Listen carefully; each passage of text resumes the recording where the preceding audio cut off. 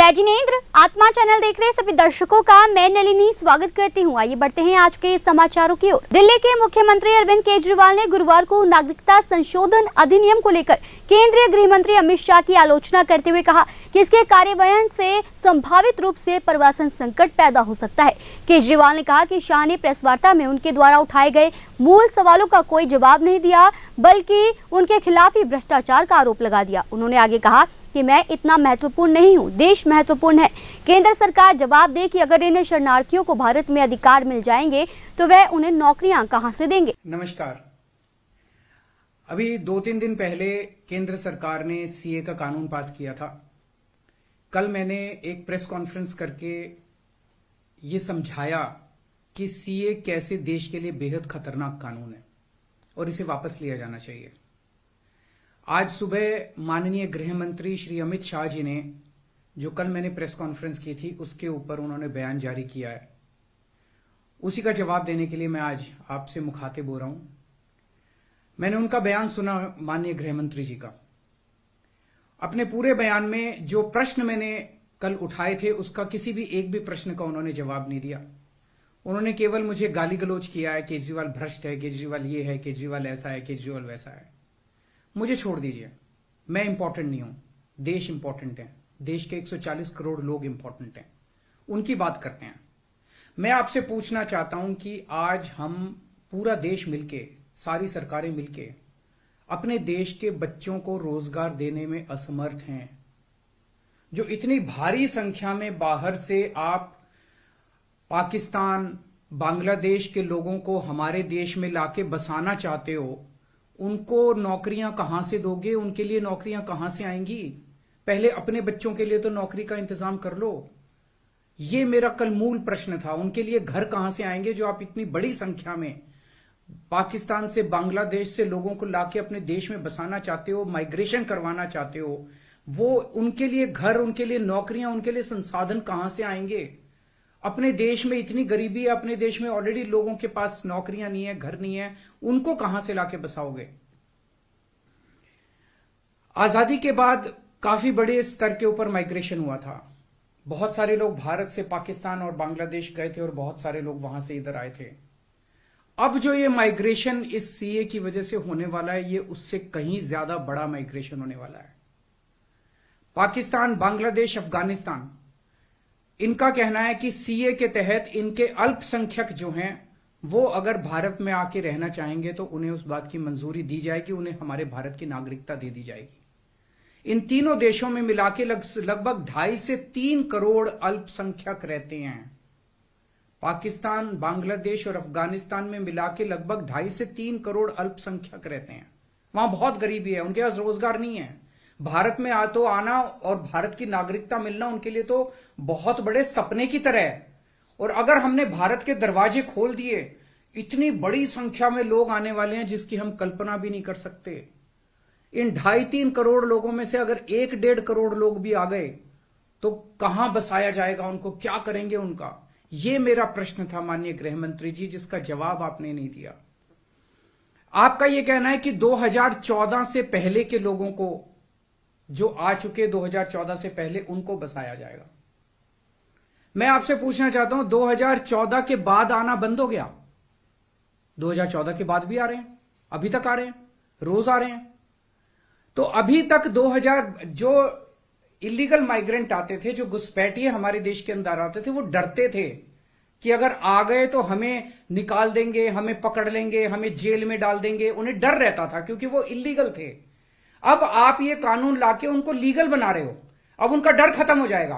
पूरे तीनों देशों के अंदर अब मैसेज ये है कि भारत सरकार अब जो है इन तीनों देशों के घुसपैठियों को लीगल करने जा रही है।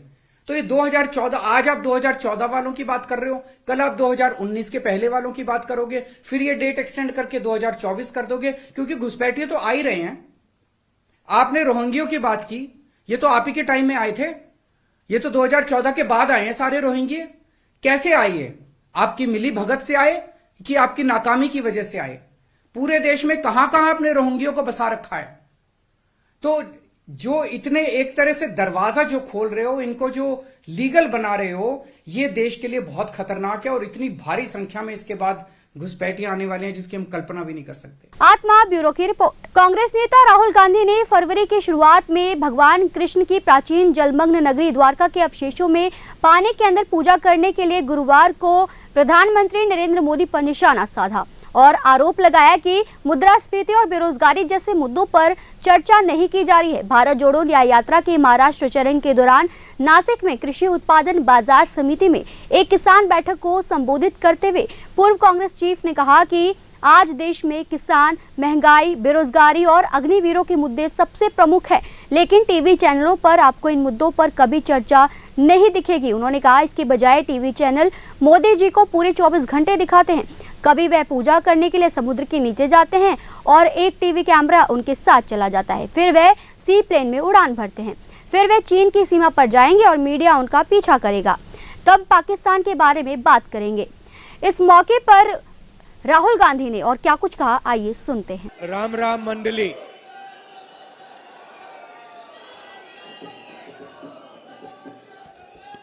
शरद पवार जी, नाना पटोले जी, बाला साहब थोराट जी, जयराम रमेश जी, संजय राउत जी, जयंत पाटिल जी, यशोमती ठाकुर जी, अजय यादव जी, शिरीष कोटवाल जी, तुषार शेवाले जी, संजय जाधव जी, जीवा गावित जी, स्टेज पे सारे सीनियर नेता, गठबंधन के वरिष्ठ नेता, प्यारे किसानों, भाइयों और बहनों, प्रेस के हमारे मित्रों, आप सबका यहां बहुत बहुत स्वागत, नमस्कार। यहां पे सबसे बड़ा मुद्दा प्याज के दाम का हैगा। नेशनल मीडिया में आपने इसके बारे में कोई डिस्कशन देखी? नहीं दिख सकता। सबसे बड़े मुद्दे किसान के मुद्दे, बेरोजगारी, महंगाई, अग्निवीर। मैं 4000 किलोमीटर कन्याकुमारी से कश्मीर चला और 6000 किलोमीटर मणिपुर से महाराष्ट्र तक, और लाखों लोगों से मिला हूं और हजारों से मैंने बात की है। देश में 2-3 मुद्दे हैं। सबसे बड़ा बेरोजगारी, दूसरा महंगाई, तीसरा भागीदारी। हिंदुस्तान का धन किसको मिलता है, कौन से वर्ग को मिलता है, किसानों की समस्या, ये मुद्दे हैं। मगर अगर आप टीवी देखें, मीडिया में देखें, इन मुद्दों के बारे में आपको कोई डिस्कशन नहीं दिखेगा। टीवी पे कभी नहीं दिख सकता। बॉलीवुड की बात होगी, मोदी जी को 24 घंटा दिखाएंगे, कभी वो समुद्र के नीचे चले जाएंगे,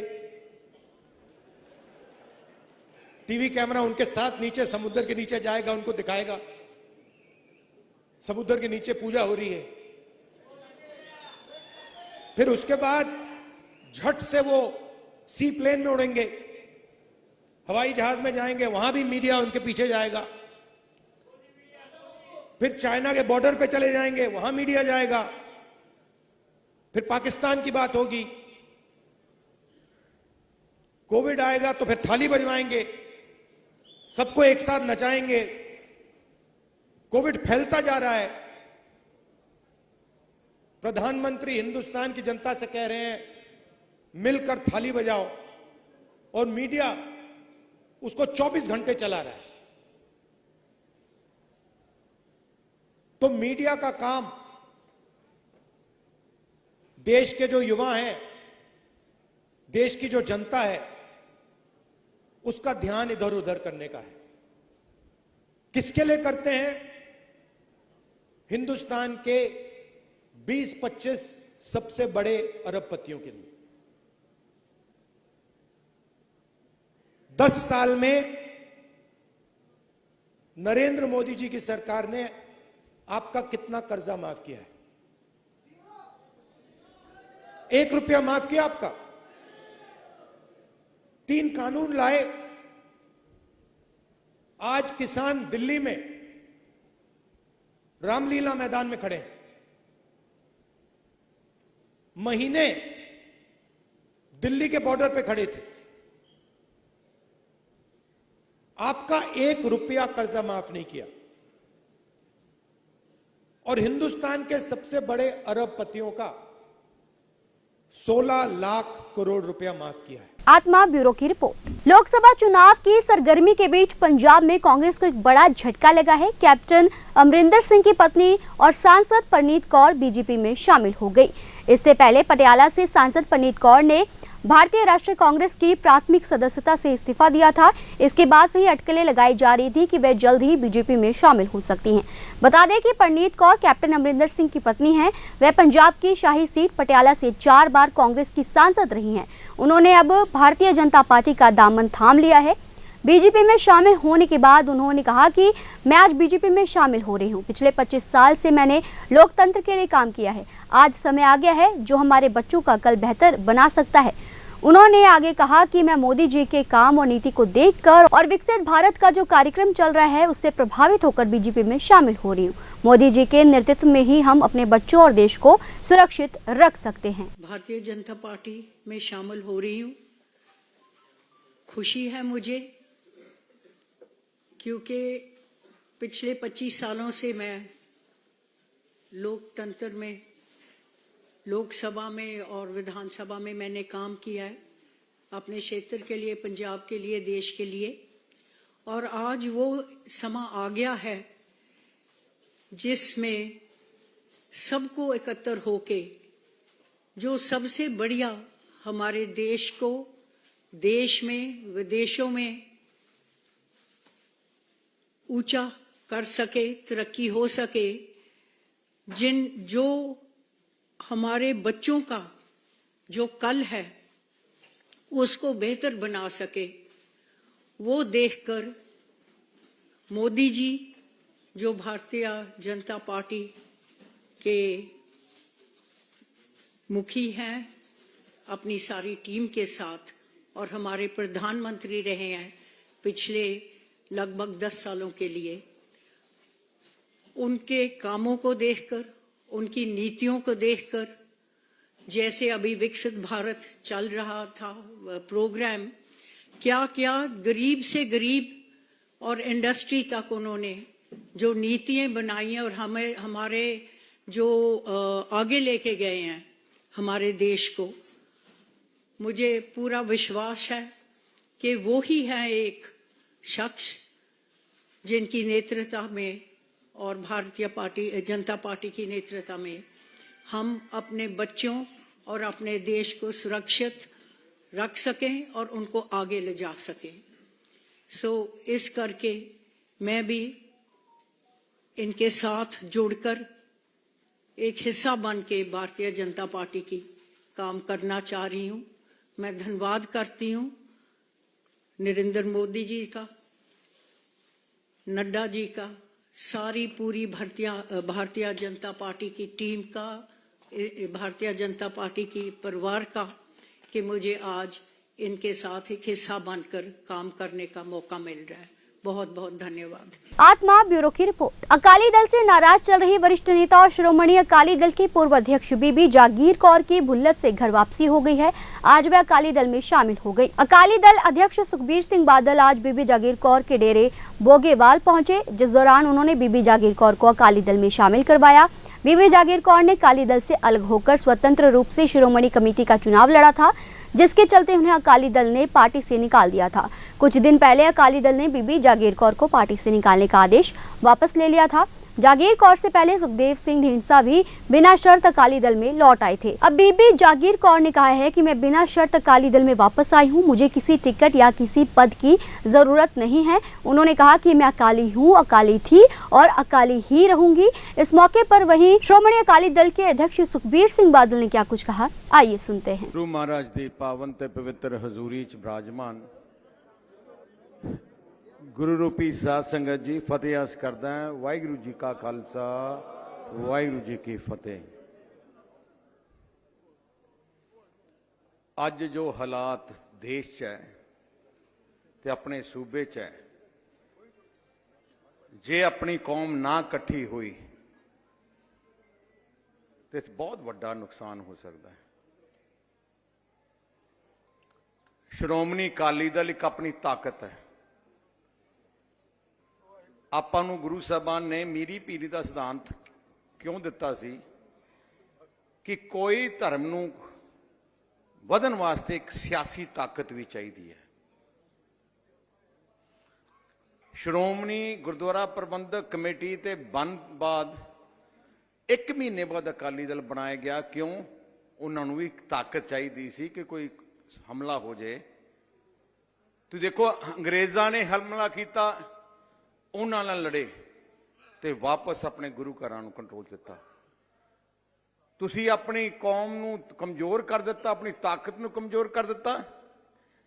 ਸ਼੍ਰੋਮਣੀ ਗੁਰਦੁਆਰਾ ਪ੍ਰਬੰਧਕ ਕਮੇਟੀ ਨੂੰ ਵੀ ਤੋੜ ਦਿੱਤਾ ਉਹਨਾਂ ਨੇ। ਤਖਤ ਹਜ਼ੂਰ ਸਾਹਿਬ ਤੇ ਵੀ ਕਾਬਜ਼ ਹੋ ਗਏ, ਦਿੱਲੀ ਗੁਰਦੁਆਰਾ ਪ੍ਰਬੰਧਕ ਕਮੇਟੀ ਤੇ ਵੀ ਕਾਬਜ਼ ਹੋ ਗਏ। ਤੁਹਾਡੇ ਨਾਲ ਹਰ ਰੋਜ਼ ਧੱਕੇ ਹੋਣ ਲੱਗ ਗਏ ਤੇ ਫਿਰ ਨੁਕਸਾਨ ਕਿਹਦਾ ਹੋਇਆ? ਕੌਮ ਦਾ ਹੋਇਆ। अपनी कौम गल्लां च बड़ी आ जाती है, लारियां च बड़ी आ जाती है।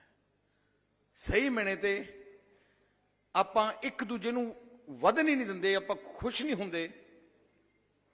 तो इस करके मैनूं अज बड़ी खुशी है। देखो अकाली दल कोई मेरा नहीं है, अकाली दल थोड़ा है। थोड़े बजुर्गां ने बनाया अकाली दल। अज जो अकाली दल है ਉਹ ਤੁਹਾਡੇ ਬਜ਼ੁਰਗਾਂ ਦੀ ਸ਼ਹਾਦਤਾਂ ਨਾਲ, ਮਹਾਂਪੁਰਖਾਂ ਦੇ ਆਸ਼ੀਰਵਾਦ ਨਾਲ, ਪਰਮਾਤਮਾ ਦੇ ਆਸ਼ੀਰਵਾਦ ਨਾਲ ਕੌਮ ਦੀ ਆ ਪਾਰਟੀ ਹੈ। ਅਕਾਲੀ ਦਲ ਦੂਜੀਆਂ ਪਾਰਟੀਆਂ ਵਾਂਗੂ ਨਹੀਂ ਹੈ।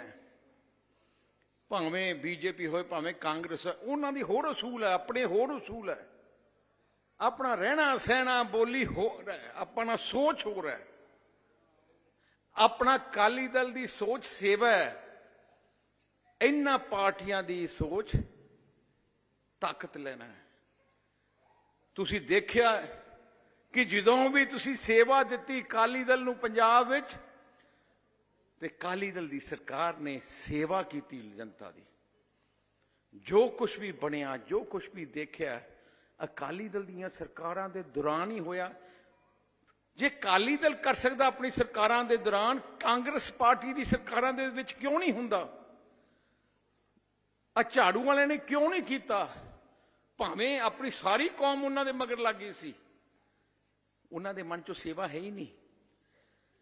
इस करके मैं दिल की गहराई तो धन्यवाद करना चाहना बीबी जी का। देखो बीबी जी का संबंध एक परिवार नाल, साडा कोई परिवार है। भावें बीबी जी थोड़ी देर वास्ते बाहरले मुल्क गए सी, मैं उन्होंने टैलीफोन जरूर आप ही करता हूं। हर 3-4 महीने, 2 महीने बाद, किते 1 महीने बाद मैं कल्ले ही टैलीफोन कर लवां, बीबी जी की हाल है तुहाडा? मैं क्या बीबी जी आ तुहाडा घर है, साडा तुहाडे बगैर दिल नहीं लगता। बीबी जी थोड़ा अपना गुस्सा कढ़ लेंदे सी। मैं क्या कोई गल नहीं, अगली बार महीना फिर तो करूंगा तुहानूं फोन। क्योंकि देखो एक परिवार नूं इकट्ठा करना एक जिम्मेवारी है।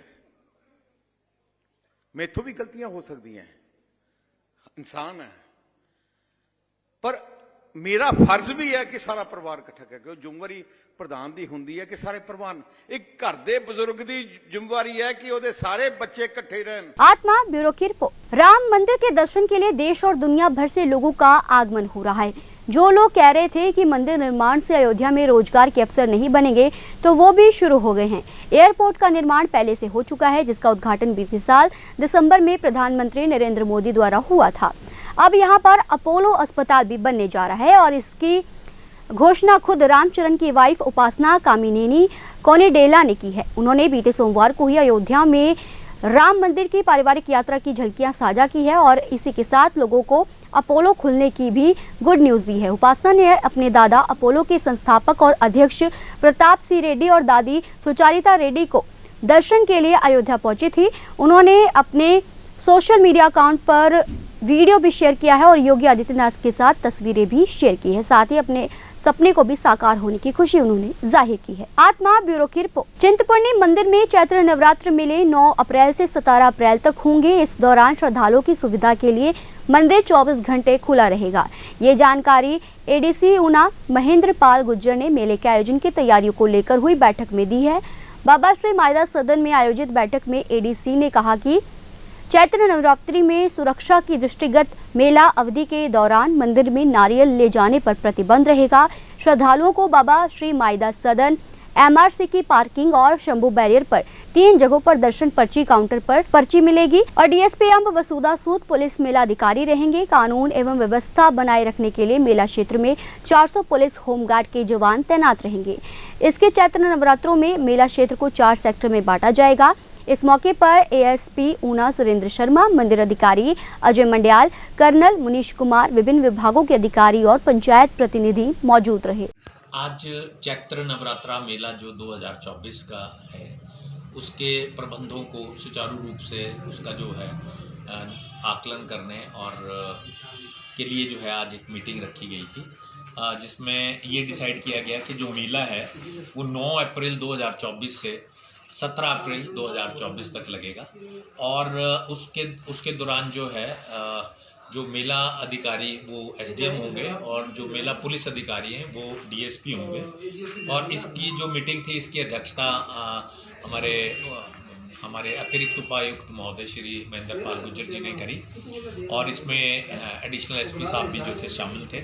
और ये डिसाइड किया गया कि 4 सेक्टर्स में पूरे मेले को बांटा जाएगा ताकि लॉ एंड ऑर्डर जो है उसको ठीक तरह से मुहैया करवाया जा सके और मेले के दौरान जो है शांति व कानून व्यवस्था बनाए जाने के बारे में जो है अनेक मुद्दों पे जो है निर्णय लिए गए और ताकि उस समय जो हमारे श्रद्धालु आ रहे हैं उसको किसी तरह की हेल्थ से रिलेटेड प्रॉब्लम ना आए, तो उसके लिए जो है वो चिकित्सा और दवाइयों के बारे में भी जो है वो जो है डिस्कस किया गया कि 5 जो हैं बूथ बनाए जाएंगे जहाँ पे दवाइयाँ जो मुफ्त वितरित की जाएंगी। और इसके अलावा जो है फायर ऑफिसर को भी निर्देश दिए गए कि वो हाइड्रेंट वगैरह सब चेक कर लें, पानी के रिसोर्सेज चेक कर लें और एक सारी बिल्डिंग्स का भी जो निरीक्षण कर लें कि कहाँ अगर कोई अनहोनी घटना घट जाती है फायर वगैरह की तो किस प्रकार से उसको निपटेंगे, इस प्रकार का प्रबंध देख लें। और एक डिज़ास्टर प्लान भी तैयार कर लिया गया है जिसमें के एग्जिट जो है वो एग्जिट्स वगैरह कोई इमरजेंसी के टाइम में जो एग्जिट्स यूज़ करने हैं वो सब भी जो है वो डिसाइड किए गए। और इसके दौरान जो सफाई व्यवस्था है उसका कार्य जो है वो सुलभ को दिया गया है और सुलभ ने पिछले वर्ष भी अच्छा कार्य किया था और इस वर्ष भी उनके ऊपर पूरा जो है सुपरवाइजरी स्टाफ भी रहेगा और मंदिर का स्टाफ भी जो उनके देख रेख में वो काम करेंगे ताकि हर तरह से सफाई जो है मंदिर परिसर और आसपास पूरे तीनों पंचायत जो हैं उनमें रहें। और इसके दौरान पानी व्यवस्था का भी जो है आकलन किया गया कि हर जगह पानी उपलब्ध रहे, जो टेम्परेरी टॉयलेट्स हैं वो बनाए जाएंगे जगह जगह पे और पानी जो है हर समय उपलब्ध रहे इसके लिए भी प्रबंध किए गए। और पार्किंग्स जो है वो निर्धारित करी गई जहाँ जहाँ पे बड़ी बसेस और छोटी बसेस या छोटे जो वाहन हैं वो खड़े होंगे। और विद्युत विभाग को भी निर्देश दिए गए कि उस समय कोई भी शटडाउन ना लगाएं और विद्युत की सारी जो तारें वगैरह हैं उन्हें चेक कर लें और वो सुचारू रूप से रहें। और आरएम जो थे ट्रांसपोर्ट विभाग के उनको भी निर्देश दिए गए हैं कि जितनी यथोचित जितनी वहाँ पे वांछित बसेस हैं उनको वो प्रोवाइड करवाएंगे। और इस दौरान जो लंगर्स लगाए जाएंगे उनको भी दिशा निर्देश दिए गए हैं कि लंगर्स एक तो आमने सामने ना हो ताकि जाम ना लगे और दूसरा जहाँ जहाँ लंगर रहेंगे वहाँ वो सोक पिट्स वगैरह बनाएंगे ताकि पानी की निकासी जो है वो ठीक तरह से हो और हर लंगर में रेत या फायर एक्सटिंग्विशर रहे ताकि आपातकालीन स्थिति से जो है वो से निपटा जा सके। और इसके अलावा ये भी डिसाइड किया गया कि आपदा प्रबंधन के माध्यम से एक कैंप भी लगा लिया जाए, ताकि उन जो हमारे जो जवान हैं होमगार्ड के, उनको किसी भी प्रकार से, यदि किसी को हृदय रोग से या किसी तरह का कोई अटैक या कोई और पीड़ा वगैरह होती है, तो उससे किस तरह से एकदम से निपटना है, उस बारे में भी डिस्कस किया गया। तो इस प्रकार से पूरा जो टीम थी, वो सारी की सारी ऑफिसर्स की टीम और जो लोकल लोग थे, लोकल प्रधान थे, सब लोग इस बैठक में उपस्थित थे। नवरात्रों के दौरान मंदिर का टाइम क्या रहेगा आपको? मंदिर का टाइम ये 24/7 खुला रहेगा, सिर्फ सफाई के टाइम जो है वो कपाट बंद। शर्मा की रिपोर्ट। चिंतपूर्णी विधानसभा क्षेत्र के लोकप्रिय विधायक सुदर्शन सिंह बबलू अंतर्राष्ट्रीय शिवरात्रि महोत्सव मंडी में बतौर मुख्य अतिथि पधारे। यहां पर विधायक सुदर्शन सिंह बबलू को कार्यक्रम प्रबंधन द्वारा सम्मानित भी किया गया। विधायक बबलू, जिनकी लोकप्रियता अपने विधानसभा क्षेत्र में तो पहले से ही है, अब पूरे हिमाचल में भी विधायक बबलू लोकप्रिय होने लगे हैं। अपने विधानसभा क्षेत्र में दिया गया नारा नेता नहीं बेटा, जिसको बबलू ने सच कर दिखाया है और एक बेटे की तरह ही अपने विधानसभा क्षेत्र में जनता के बीच काम कर रहे हैं। यही नहीं, जब कुछ दिन पहले प्रदेश सरकार को अस्थिर करने की कोशिश की गई, तब भी विधायक बबलू मुख्यमंत्री के साथ कंधे से कंधा मिलाकर खड़े रहे। वहीं विधायक बबलू ने कहा कि अंतर्राष्ट्रीय शिवरात्रि महोत्सव हर वर्ष बड़ी धूमधाम से मनाया जाता है और इस बार उन्हें भी इस कार्यक्रम में जाने का मौका मिला। उन्होंने कहा कि काफी हर्षोल्लास के साथ शिवरात्रि महोत्सव मनाया गया है। चिंतपूर्णी से अमन शर्मा की रिपोर्ट। पंजाब सरकार अपनी नेक नीतियों और लोगों के सहयोग से पंजाब को फिर से रंगला पंजाब बनाने की दिशा में तेजी से आगे बढ़ रही है। ये विचार हल्का फतेहगढ़ साहिब के विधायक एडवोकेट लखवीर सिंह राय ने खेड़ा ब्लॉक के विभिन्न गांवों में 1 करोड़ से अधिक लागत से कराए गए विकास कार्यों के उद्घाटन के अवसर पर व्यक्त किए। उन्होंने कहा कि पंजाब सरकार युवाओं को नशे की दलदल से निकालकर खेलों में जोड़ने के लिए विशेष प्रयास कर रही है, ताकि पंजाब को फिर से रंगला पंजाब बनाया जा सके। उन्होंने कहा केंद्र सरकार द्वारा 85,000 करोड़ रुपए रोके जाने के बाद पंजाब सरकार बेहतरीन विकास कर रही है। आगे कहा कि खेड़ा ब्लॉक के हिंदूपुर गांव में 43 लाख रुपए की लागत से एक खेल स्टेडियम तैयार किया गया है, जिसमें युवाओं को खेलने के लिए सभी खेल उपकरण उपलब्ध कराए जाएंगे और बच्चों को खेलने के लिए झूले आदि भी उनकी व्यवस्था की जाएगी। इसके अलावा बुजुर्गों के टहलने के लिए मैदान में अच्छा ट्रैक तैयार किया जाएगा। उन्होंने अधिक जानकारी देते हुए और क्या कुछ कहा, आइए सुनते हैं। आज ਅਸੀਂ ਪਿੰਡ ਹਿੰਦੂਪੁਰ ਬਲਾਕ ਖੇੜਾ, ਸਾਡੇ ਇਸ ਪਿੰਡ ਦੇ ਵਿੱਚ ਬਹੁਤ ਸ਼ਾਨਦਾਰ ਅਸੀਂ ਇੱਕ ਜਿਹੜਾ ਪਲੇਗਰਾਉਂਡ ਬਣਾਇਆ। ਤੁਸੀਂ ਦੇਖੋਗੇ ਆਪ ਕਿ ਜਿਹੜੀ ਸ਼ਾਨ ਪਿੰਡ ਦੀ ਇਹਦੇ ਨਾਲ ਬਹੁਤ ਵਧੀਆ ਹੈ। ਨਾਲ ਦੇ ਨਾਲ ਸਭ ਤੋਂ ਵੱਧ ਫਾਇਦਾ ਸਾਡੇ ਸਾਰੀ ਵੀਡੀਓ ਸਾਹਿਬ ਵੀ ਹੈ, ਪਿੰਡ ਵਾਲੀ ਸਾਰੇ ਸਤਿਕਾਰਯੋਗ ਸ਼ਖਸੀਅਤਾਂ ਨੇ ਇਲਾਕੇ ਦੀਆਂ। ਇਹਦੇ ਨਾਲ ਜਿਹੜੇ ਸਾਡੇ ਨੌਜਵਾਨ ਆ ਉਹਨਾਂ ਨੂੰ ਖੇਡਾਂ ਪ੍ਰਤੀ ਰੁਚੀ ਵਧੂਗੀ। ਅਸੀਂ ਉਹਨਾਂ ਨੂੰ ਸਾਰਾ ਸਮਾਨ ਪ੍ਰੋਵਾਈਡ ਵੀ ਕਰਾਵਾਂਗੇ।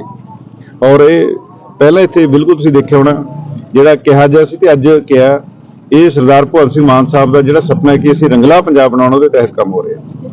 ਰਜਿੰਦਰਗੜ੍ਹ ਵੀ ਬਲਾਕ ਖੇੜੇ ਦਾ ਪਿੰਡ ਹੈ, ਇੱਥੇ ਅਸੀਂ ਮੈਰਿਜ ਪੈਲੇਸ ਬਣਾ ਰਹੇ ਹਾਂ।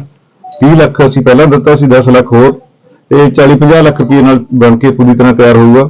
ਖੁਸ਼ੀ ਹੈ ਕਿ ਡਿਵੈਲਪਮੈਂਟ ਦੇ ਕੰਮ ਹੋ ਰਹੇ ਨੇ। ਸੋ ਡਿਵੈਲਪਮੈਂਟ ਦੇ ਕੰਮ ਤੁਸੀਂ ਰੋਜ਼ ਦੇਖਦੇ ਕਿ ਰੋਜ਼ ਅਸੀਂ ਉਦਘਾਟਨ ਕਰ ਰਹੇ ਹਾਂ। ਇਹ ਜਿਹੜੀ ਸੰਗਤ ਖੜੀ ਹੈ ਇਹਨਾਂ ਦੀ ਬਦੌਲਤ ਹੈ। ਇਹਨਾਂ ਨੇ ਬਦਲਾਅ ਦੀ ਸਰਕਾਰ ਬਣਾਈ, ਮਾਨਯੋਗ ਮੁੱਖ ਮੰਤਰੀ ਸਰਦਾਰ ਭਗਵੰਤ ਸਿੰਘ ਮਾਨ ਸਾਹਿਬ ਨੂੰ ਆਪਣੀ ਪੰਜਾਬ ਦੀ ਸੇਵਾ ਦਿੱਤੀ ਹੈ। ਔਰ ਤੁਸੀਂ ਦੇਖ ਰਹੇ ਹੋ ਕਿ ਡਿਵੈਲਪਮੈਂਟ ਦੇ ਕੰਮ ਕਰਦੇ, ਤੁਸੀਂ ਸੁਣਿਆ ਸੀ 50-50 ਲੱਖ ਇੱਕ ਪਿੰਡ ਚ ਆ ਰਿਹਾ। ਇੱਥੇ ਬਹੁਤ ਕੰਮ ਹੋਏ ਨੇ, ਗਲੀਆਂ ਨਾਲੀਆਂ ਦੇ ਹੋਰ ਜਿੰਨੇ ਵੀ ਕੰਮ ਸਾਰੇ ਪਿੰਡ ਦੇ ਸੀ ਹੋ ਰਹੇ ਨੇ। ਸੋ ਇਹ ਅਸੀਂ ਮੈਰਿਜ ਪੈਲੇਸ ਦਾ ਸਾਡਾ ਕਨਸੈਪਟ ਹਲਕਾ ਸ੍ਰੀ ਫਤਿਹਗੜ੍ਹ ਸਾਹਿਬ ਚ ਇਸ ਲਈ ਹੈ ਕਿ ਅਸੀਂ ਇਹ ਚਾਹੁੰਦੇ ਕਿ ਜਿਹੜੇ ਸਾਡੇ ਬਜ਼ੁਰਗ ਨੌਜਵਾਨ ਵੀਰ, ਸਾਡੀਆਂ ਧੀਆਂ ਪੁੱਤ, ਜਿਨ੍ਹਾਂ ਦੇ ਮਨ 'ਚ ਚਾਹ ਹੁੰਦਾ ਕਿ ਸਾਡੇ ਜਿਹੜੇ ਮੈਰਿਜ ਆ ਉਹ ਮੈਰਿਜ ਪੈਲੇਸ 'ਚ ਹੋਣੇ ਚਾਹੀਦੇ ਆ। ਤੁਸੀਂ ਦੇਖਿਆ ਬਾਹਰ 3 ਲੱਖ ਲੈਂਦਾ, ਕੋਈ 5 ਲੱਖ, ਕੋਈ 10 ਲੱਖ। ਇਹ ਜਿਹੜੇ ਮੈਰਿਜ ਪੈਲੇਸ ਜਦ ਬਣ ਕੇ ਪੂਰੀ ਤਰ੍ਹਾਂ ਜਦ ਤਿਆਰ ਹੋ ਜਾਣੇ ਨੇ, ਤਾਂ ਜਿਹੜਾ ਮੈਰਿਜ ਉਹ 5-10 ਹਜ਼ਾਰ ਸਾਫ ਸਫਾਈ ਦੇ ਪੈਸੇ ਲੈ ਕਰਨੀ, ਪੰਚਾਇਤ ਵਾਲੇ ਫ੍ਰੀ ਮੰਗ ਇਹ ਮੈਰਿਜਾਂ ਹੋਇਆ ਕਰਨੀਆਂ। ਇਹ ਅਸੀਂ ਇਹ ਚਾਹੁੰਦੇ ਕਿ ਅਸੀਂ ਉਹਨਾਂ ਨੂੰ ਸਮਰਪਿਤ ਨੇ, ਜਿਹੜੇ ਨੌਜਵਾਨ ਸਾਡੀਆਂ ਧੀਆਂ ਪੁੱਤ ਮੈਰਿਜ ਪੈਲੇਸ 'ਚ ਵਿਆਹ ਕਰ ਸਕਦੇ ਨੇ, ਪਰ ਉਹਨਾਂ ਦੀ ਵਿੱਤ ਨਹੀਂ ਹੁੰਦਾ कि ਅਸੀਂ ਵਿਆਹ ਕਰੀਏ ਉਹਨਾਂ ਦੇ ਮਾਂ-ਬਾਪ ਦਾ, उन्होंने बहुत बड़ी सहूलत देने जा रहे हैं। आत्मा ब्यूरो की रिपोर्ट। आज के समाचार बस यहीं तक, कल फिर हाजिर होंगे कुछ नए समाचारों के साथ। तब तक आप देखते रहिए आत्मा चैनल। धन्यवाद।